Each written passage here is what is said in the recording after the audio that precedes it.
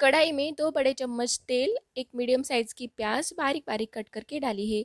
हल्का सा फ्राई करेंगे। 1 टेबलस्पून अदरक लहसुन का पेस्ट डालेंगे, उसको भी हम थोड़ा सा पका के लेंगे। यहाँ पे मैंने 1 किलो चिकन अच्छे से धो के डाला है। 1/4 टीस्पून हल्दी पाउडर, 1 टीस्पून नमक, मिक्स करेंगे सबको। उसी में हम गर्म पानी डालेंगे और ढक के पकाएंगे। कम से कम 15-20 मिनट तक के लिए हम इसको अच्छे से पका के लेंगे। लास्ट में हम फ्रेशली चॉप्ड धनिया डालेंगे।